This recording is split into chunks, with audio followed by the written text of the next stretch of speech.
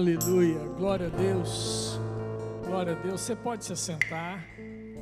Obrigado, pessoal da música.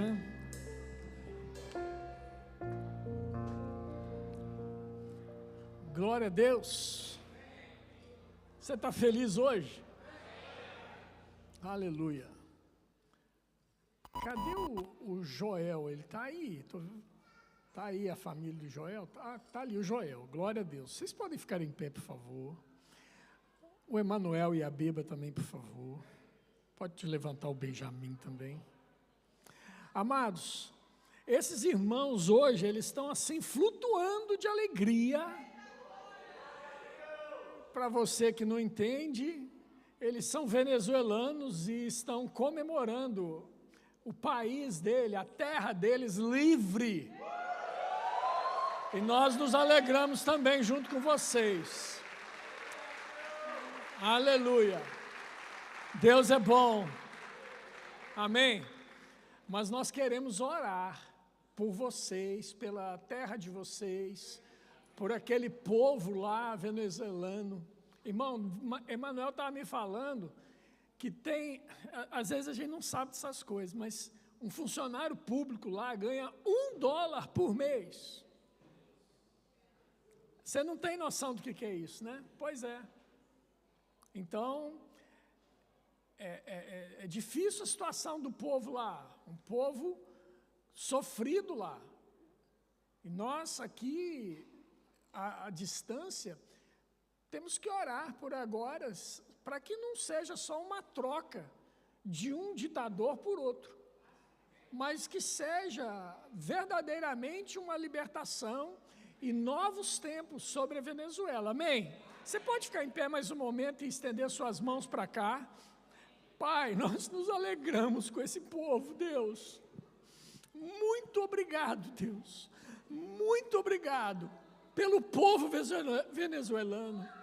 Obrigado pela Venezuela, Deus. Livre de todo totalitarismo, Deus. De todo império, Deus. De todo ditador, ó Pai. Nós te damos graças, porque agora ares de liberdade para aquele povo é respirado naquela nação. E nós somos gratos por isso. E te damos graças, ó Deus, também, porque o Senhor tem nos dado homens e mulheres cheios do Teu Espírito Santo, ó Deus, aqui na nossa igreja, e nós nos alegramos com essas famílias, Pai. Mas nós, como família do Senhor, nós queremos orar pela Venezuela nesse instante. E dizer, Pai, em nome de Jesus Cristo, e declarar sobre aquela nação, que agora seja um tempo novo, de prosperidade, ó Deus, de avanço, de um novo governo, ó Deus, que possa trazer paz social naquela nação, Pai. Em nome de Jesus, que a época das mortes e perseguições seja findado, Pai, em nome de Jesus, e seja agora, que chegue agora a época da saúde, da fartura, da prosperidade, da riqueza sobre aquela nação, em nome de Jesus. Obrigado, Senhor, nós nos alegramos com aquilo que o Senhor tem feito sobre a terra, em nome de Jesus, amém e amém. Amém, irmãos? Aleluia, glória a Deus. Deus abençoe, meus amados. Um novo tempo chegou. Aleluia. Você pode se assentar e abrir a sua Bíblia agora em Isaías capítulo 61, verso 1. Isaías capítulo 61, verso 1. Eu quero ler esse texto com você, e o tema da mensagem de hoje é a Igreja do Senhor Jesus. Amém? Aleluia. Isaías 61, verso 1 diz assim: o Espírito do Senhor, Deus, está sobre mim, porque o Senhor me ungiu para pregar boas novas aos quebrantados, enviou-me a curar os quebrantados de coração, a proclamar libertação aos cativos e a pôr em liberdade os algemados, a apregoar o ano aceitável do Senhor. Amém, irmãos? Glória a Deus, Pai, nós te damos graças pela Tua palavra. Ela é a verdade e ela produz transformação nas nossas vidas. E nós somos gratos a Ti e hoje nós nos expomos a ela, Pai, abrindo os nossos corações com mansidão para receber tudo aquilo que Teu Espírito Santo quer comunicar conosco nesta manhã, em o nome de Jesus. Amém. Amém, irmãos? É muito comum a gente ouvir no nosso meio as pessoas dizendo assim: eu queria ter vivido na época da igreja primitiva. Não é assim? Você já ouviu isso? Ô irmãos, não tenha dúvida que deve ter sido maravilhoso mesmo, né? Você ser contemporâneo ali de Pedro, de Paulo, né? Dos primeiros apóstolos ali, deve ter sido algo maravilhoso. Mas deixa eu te dizer uma coisa, também foi algo pesado, porque naquela época os irmãos foram muito perseguidos. Alguns foram mortos à espada, foram crucificados, outros foram crucificados de cabeça para baixo.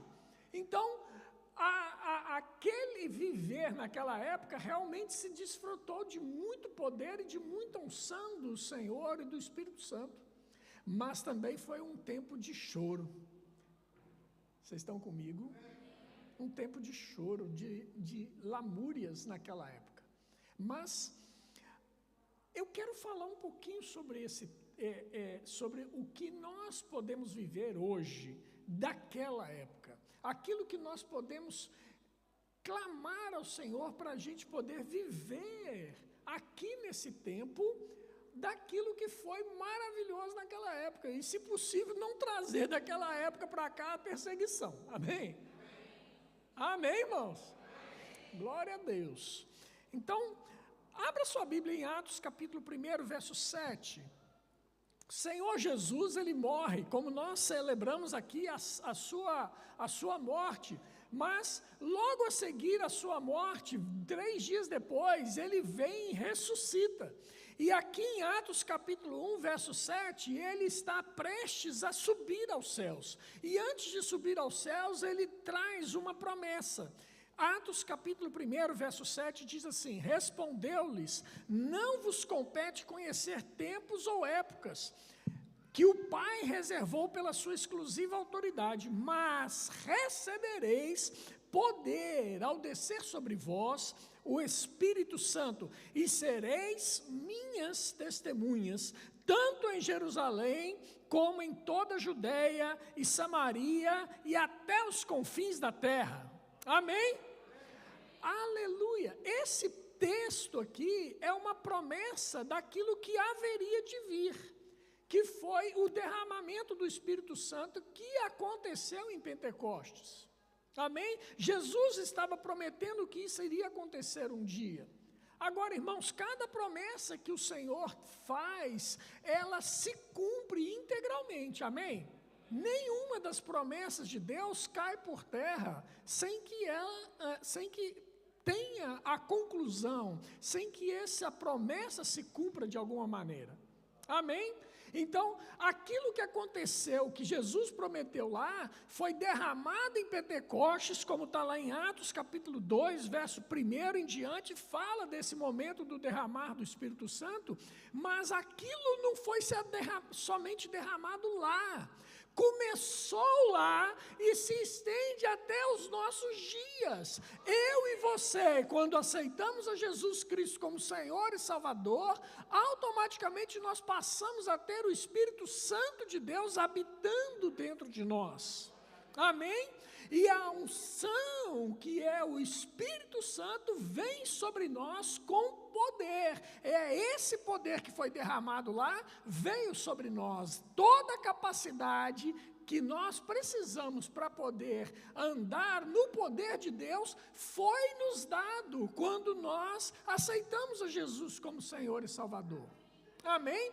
Ou seja, tudo aquilo que os apóstolos viveram lá atrás, na época da igreja primitiva, eu e você podemos viver isso nos nossos dias. Amém? É o mesmo Espírito, irmãos. Não é o Espírito do Márcio, não é o Espírito do Diogo, do Vanderlei, da Maria, do José.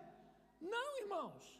É o Espírito de Deus, é Ele que tem todo o poder, é por meio dEle que fazemos todas as coisas, é para a glória do próprio Deus que fazemos o que fazemos. Amém, irmãos? Por isso que nós podemos viver aquilo que eles viveram lá. Então podemos trazer para cá essas coisas que a igreja primitiva viveu. Ah, pastor, mas as coisas não estão acontecendo nos nossos dias. Então tá, as coisas não estão acontecendo nos nossos dias. O problema é de Deus? Você acha que o problema é dele? O problema não é de Deus, irmãos. O problema não está nele. Se tem alguma coisa que está desajustada nesse processo, para que a gente não veja as mesmas manifestações que existiram naquele tempo, o problema não está nele. O problema está em nós. Por isso que nós precisamos e devemos viver uma vida que respalde aquilo que nós dizemos que cremos. Amém? Evangelho não é uma coisa para a gente brincar de ser crente. Evangelho é uma coisa para viver, é um estilo de vida que glorifique o nome do Senhor. Não é uma coisa que eu pego e falo assim, hoje eu vou viver o Evangelho, vou lá na igreja no domingo pela manhã, às 10 horas. Meio-dia eu volto para minha casa e retiro a roupagem do cristão, do crente que eu sou, e penduro no armário, coloco lá no armário novamente. Não, irmãos. A minha vida e a sua vida cristã, ela tem que ser vivida todos os dias. Independente de onde nós estivermos, independente com quem nós estivermos, nós precisamos viver uma vida cristã autêntica, de quem não tem do que se envergonhar, irmãos.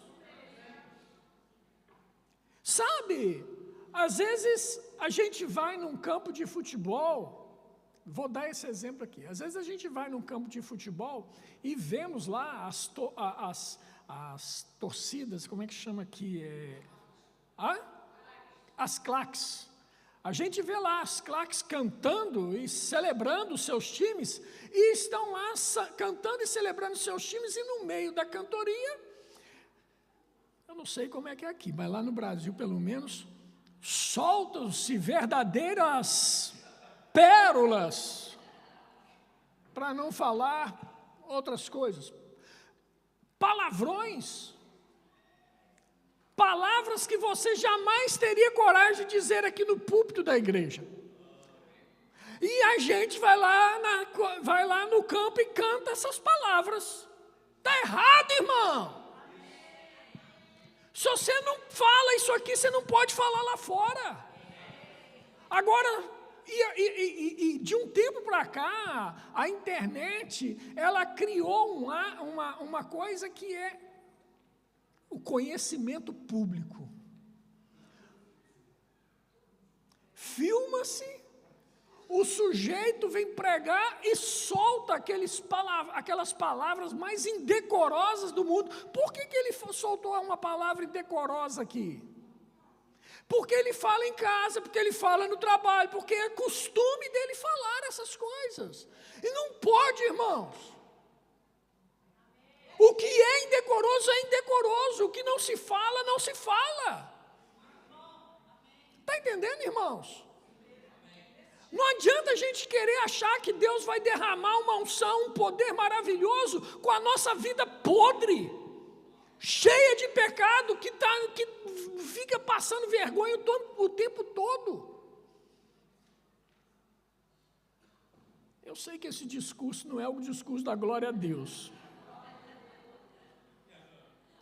Mas nós não podemos ser assim, irmãos. Se nós queremos resultados diferentes, nós precisamos ter atitudes diferentes. Amém, irmãos? Não vai ver da minha boca saindo essas palavras, não pode, irmão. Aquilo que eu falo aqui, eu falo na minha casa, e aquilo que eu falo na minha casa, eu falo aqui. É simples assim, a conta é essa.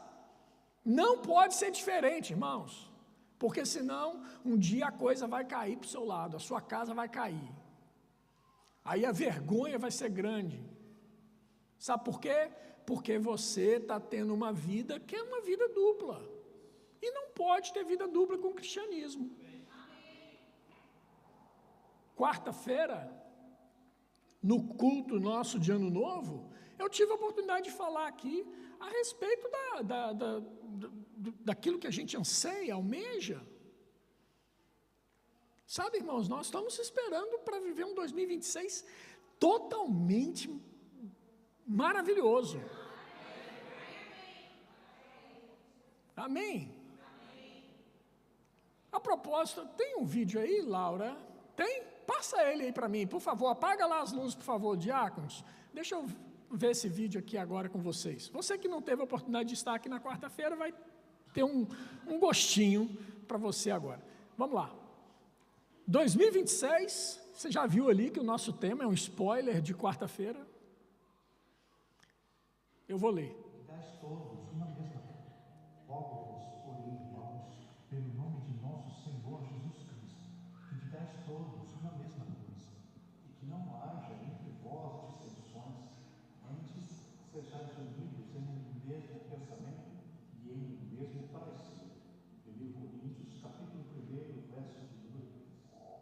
Vivemos tempos de desafios, momentos que nos lembram de sozinhos somos limitados, que cada passo é mais leve quando dado junto.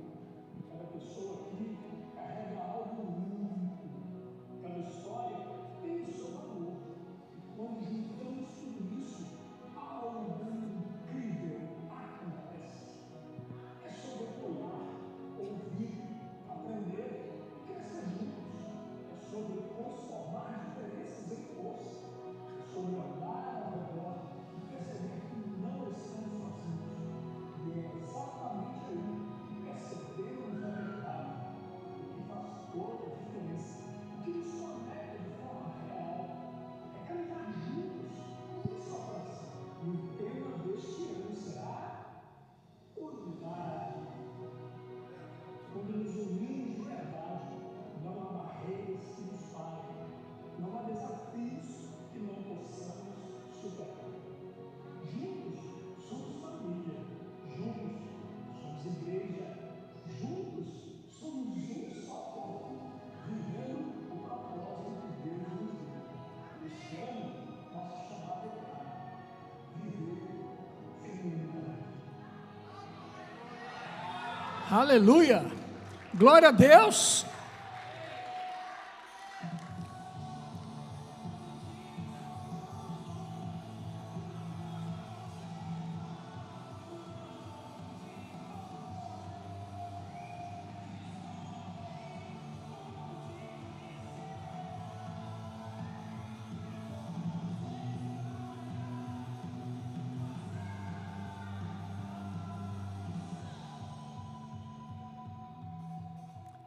Oh, aleluia!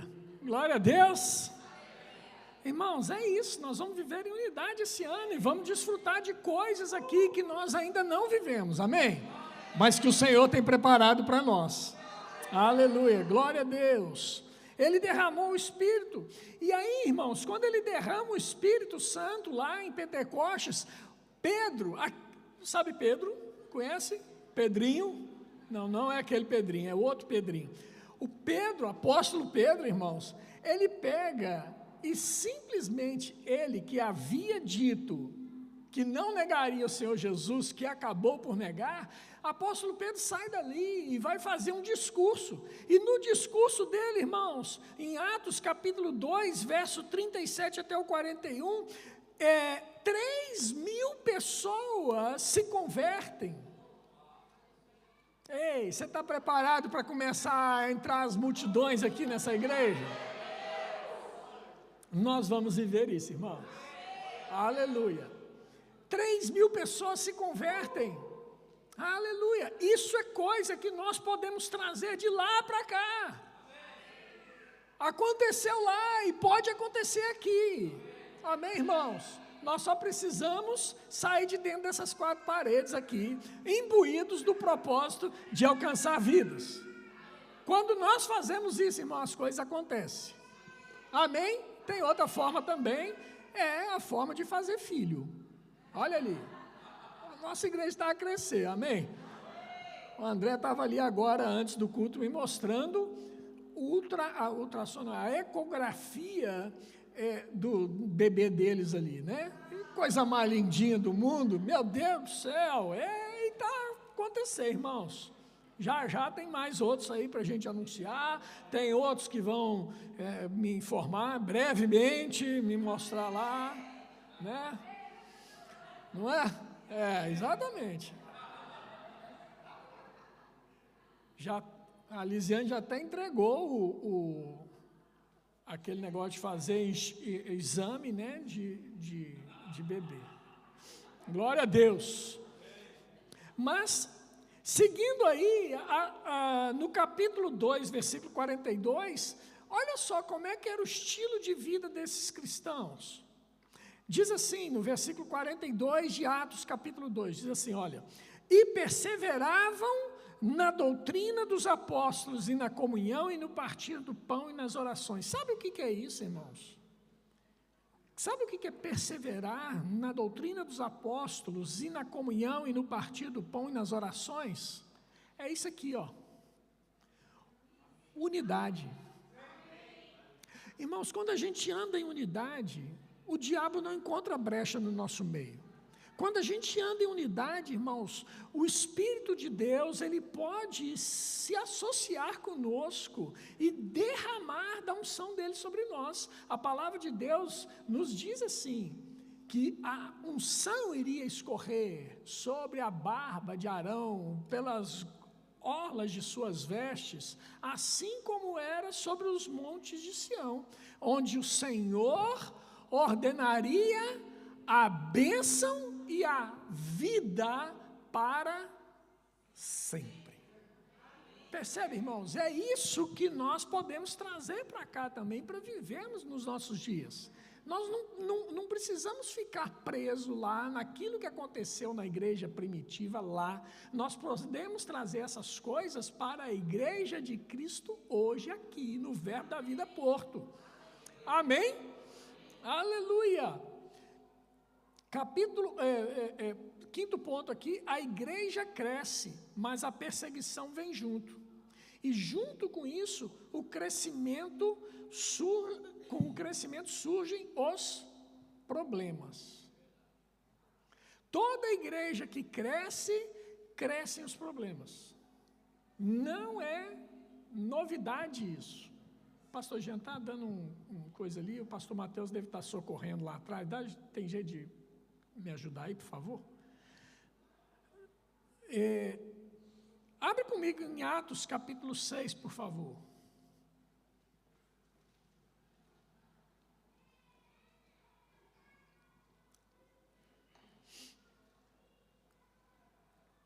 Aleluia.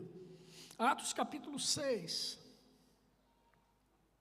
Diz assim no versículo 1: Ora, naqueles dias, multiplicando-se o número dos discípulos. Fala comigo, multiplicando-se os números dos discípulos.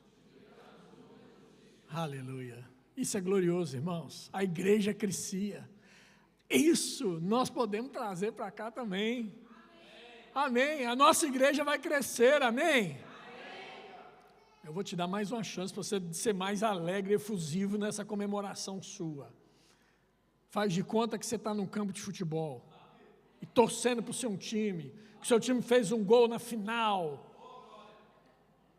Você pula, celebra, não é assim? Pois é, tem que ser assim com as coisas de Deus também, irmãos.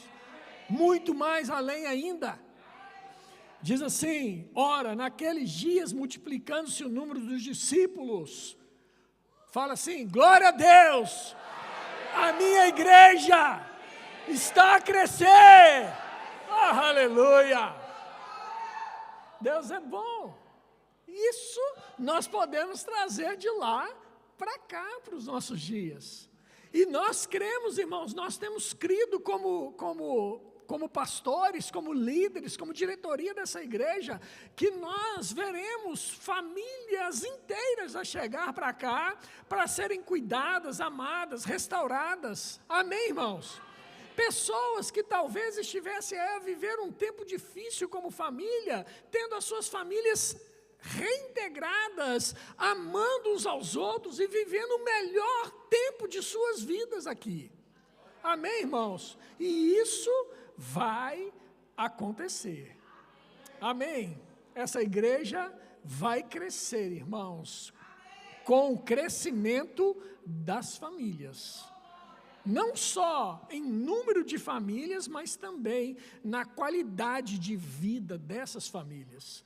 Nós veremos aqui famílias inteiras prosperando, nós veremos aqui famílias comprando suas casas, família prosperando no seu trabalho, famílias abrindo os seus negócios, famílias que têm os seus negócios sendo mais e mais prósperas nas suas empresas, cada dia mais, irmãos. Por quê? Porque chegou uma nova fase, chegou uma nova estação sobre essa igreja. Amém? Aleluia! Novos contratos chegando, novos negócios chegando. Amém? Aleluia! Glória a Deus. Jadiel, fique em pé, por favor. Eu quero declarar sobre a sua empresa, meu filho. Você vai chegar ao ponto que você vai só dar ordens. Porque você vai ter tanto trabalho para fazer que vai contratar mais e mais empregados para trabalhar para você. Negócios chegarão na sua porta, que em nome de Jesus, você e sua empresa serão prósperos em nome de Jesus. Vai sobrar para você fazer aquilo que tem sido colocado no seu coração, investir no reino de Deus. Amém, meu filho? Agarra essa palavra em nome de Jesus. Aleluia. Deus é bom, amém? Mas olha só, a igreja cresce e, irmãos, problemas acontecem. Olha só o que diz lá na sequência desse versículo primeiro.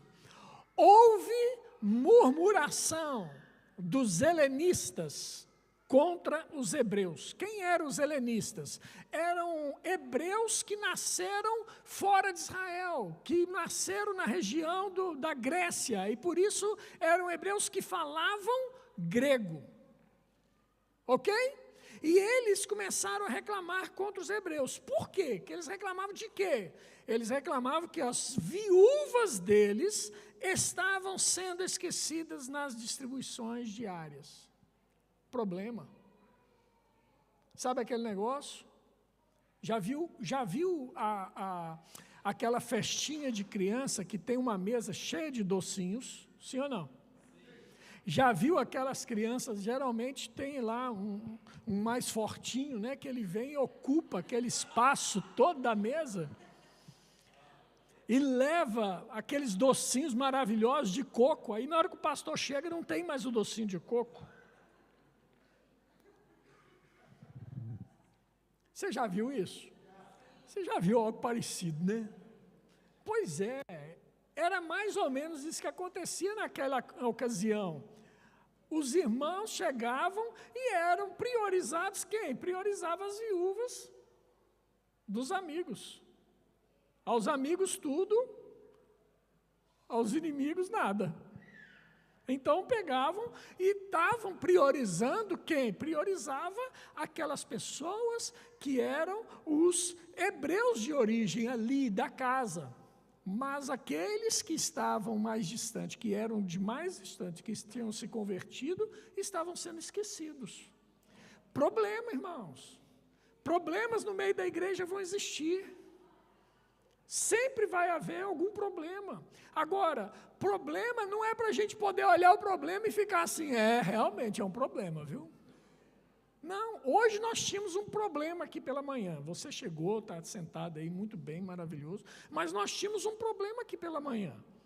E houve aqui um mutirão de uns dois, para resolver o problema. O que era? Nós fizemos aqui a decoração do culto do Ano Novo, e precisava ser removido as coisas. E tinha uma fita cola aqui que parece que ela foi colada com cimento, com betão. Não saía de jeito nenhum. E aí teve aqui Joelis, Diogo, outras pessoas, até o Rafinha estava aqui ajudando para remover as coisas que estavam aqui ainda fazendo parte da decoração de Ano Novo. Um problema.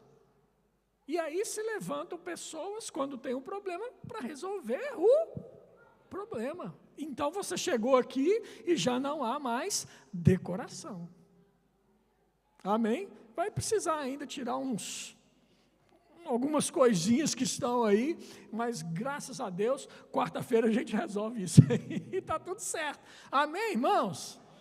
Glória a Deus por isso. Pois então, e o que eles fizeram? Então, versículo 2, os 12, quais 12? Os 12 apóstolos, os 12 que estavam com Jesus, né? 11 e mais um que eles levantaram a posterior, que foi Matias.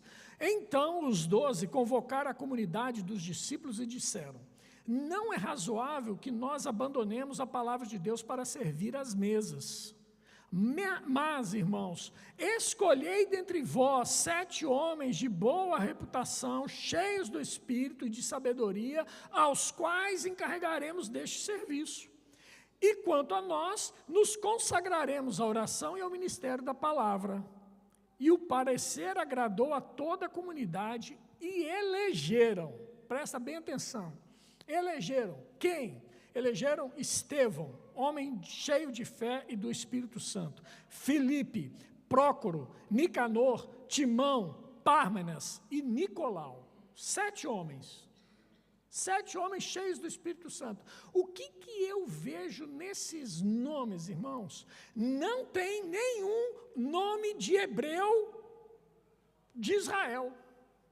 Todos são nomes de hebreus de origem helenista, de origem grega. Ou seja, a solução do problema não estava naqueles que eram de origem hebraica, ali de raiz, vamos dizer assim. A solução dos problemas estava justamente onde havia o problema, entre os helenistas. E eles pegam, se tem um problema para ser resolvido entre os helenistas, vamos eleger os helenistas. E eleger os helenistas para poder fazer com que os problemas dos helenistas fossem findados. E assim foi findado aquele problema ali da distribuição diária. E os apóstolos